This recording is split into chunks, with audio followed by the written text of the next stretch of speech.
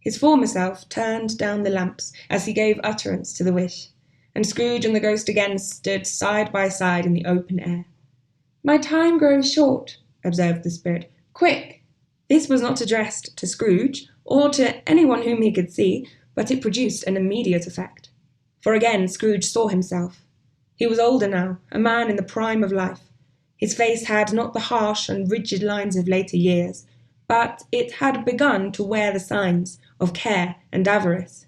There was an eager, greedy, restless motion in the eye, which showed the passion that had taken root, and where the shadow of the growing tree would fall.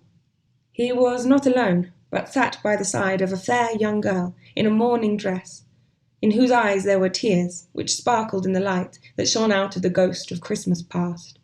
"It matters little," she said softly. "To you, very little. Another idol has displaced me, and if it can cheer and comfort you in time to come, as I would have tried to do, I have no just cause to grieve." "What idol has displaced you?" he rejoined. "A golden one." "This is the even-handed dealing of the world," he said. "There is nothing on which it is so hard as poverty, and there is nothing it professes to condemn with such severity as the pursuit of wealth." "You fear the world too much," she answered gently. "All your other hopes have merged into the hope of being beyond the chance of its sordid reproach. I have seen your nobler aspirations fall off one by one until the master passion, gain, engrosses you. Have I not?" "What then?" he retorted. "Even if I have grown so much wiser, what then? I am not changed towards you." She shook her head. "Am I? Our contract is an old one. It was made when we were both poor, and content to be so, until in good season we could improve our worldly fortune by our patient industry. You are changed. When it was made, you were another man." "I was a boy," he said impatiently. "Your own feeling tells you that you were not what you are," she returned. "I am. That which promised happiness when we were one in heart is fraught with misery now that we are two. How often and how keenly I have thought of this, I will not say. It is enough that I have thought of it, and can release you." "Have I ever sought release?" "In words, no, never." "In what then?" "In a changed nature, in an altered spirit, in another atmosphere of life, another hope as its great end, in everything that made my love of any worth or value in your sight. If this had never been between us," said the girl, looking mildly but with steadiness upon him, "tell me, would you seek me out and try to win me now?" "Ah, no." He seemed to yield to the justice of this supposition in spite of himself, but he said with a struggle, "You think not?" "I would gladly think otherwise if I could," she answered. "Heaven knows, when I have learned a truth like this, I know how strong and irresistible it must be. But if you were free today, tomorrow, yesterday, can I believe that you would choose a dowerless girl? You who, in your very confidence with her, weigh everything by gain.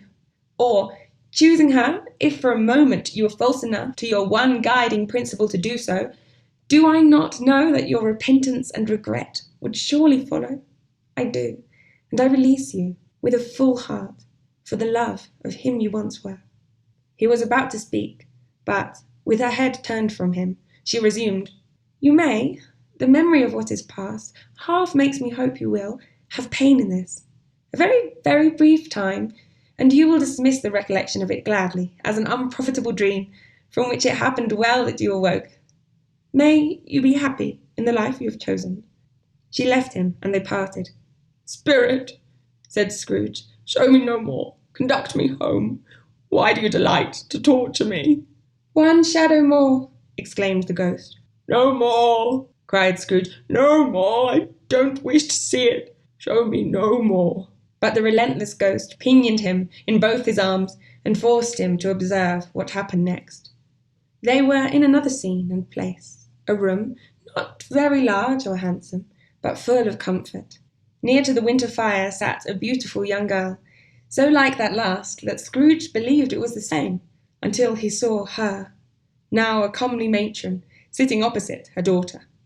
The noise in this room was perfectly tumultuous, for there were more children there than Scrooge in his agitated state of mind could count.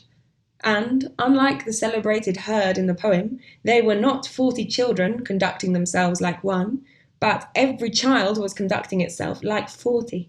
The consequences were uproarious beyond belief, but no one seemed to care. On the contrary, the mother and daughter laughed heartily and enjoyed it very much, and the latter, soon beginning to mingle in the sports, got pillaged by the young brigades most ruthlessly. What would I have not given to be one of them? Though I could never have been so rude. No, no.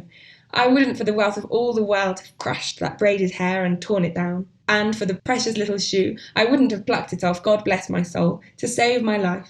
As to measuring her waist in sport, as they did, bold young brood, I couldn't have done it. I should have expected my arm to have grown round it for a punishment, and never come straight again. And yet I should have dearly liked, I own, to have touched her lips, to have questioned her, that she might have opened them, to have looked upon the lashes of her downcast eyes, and never raised a blush, to have let loose waves of hair, an inch of which would be a keepsake beyond price. In short, I should have liked, I do confess, to have had the lightest licence of a child, and yet to have been man enough to know its value. But now a knocking at the door was heard, and such a rush immediately ensued that she, with laughing face and plundered dress, was borne towards it in the centre of a flushed and boisterous group, just in time to greet the father, who came home attended by a man laden with Christmas toys and presents.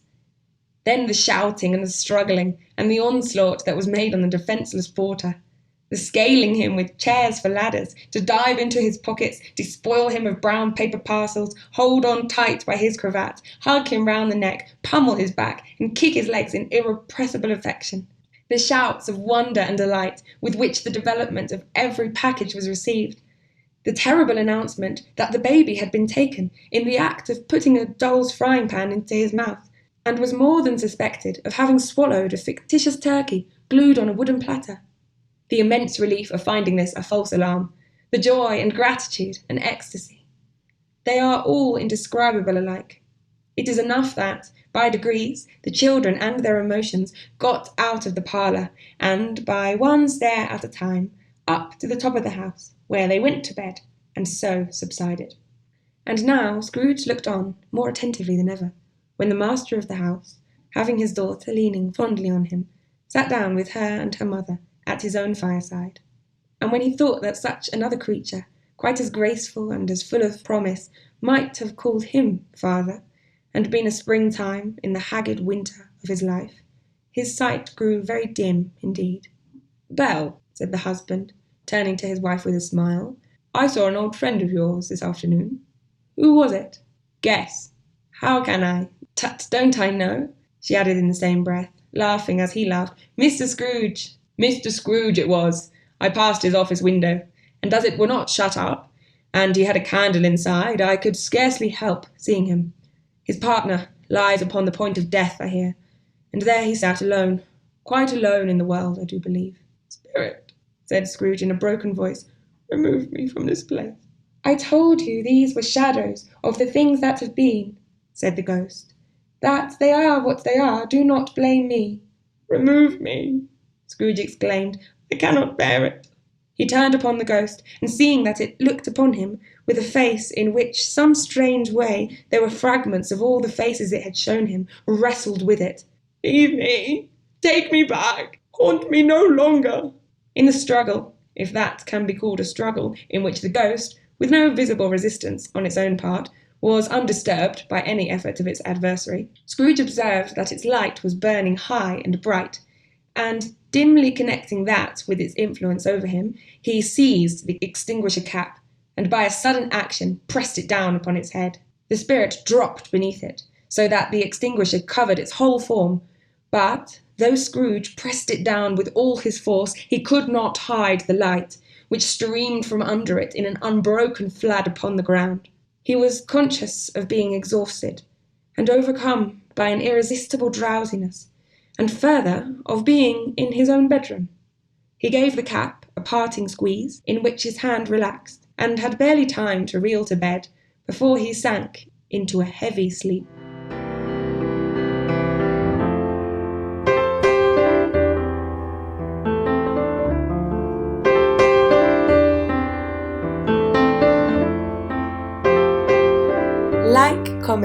and subscribe to hear more classic literature.